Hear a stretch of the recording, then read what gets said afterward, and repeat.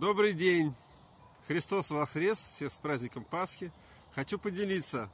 Вот в лесу гуляю и нашел сосновые почки. Смотрите, какие хорошие.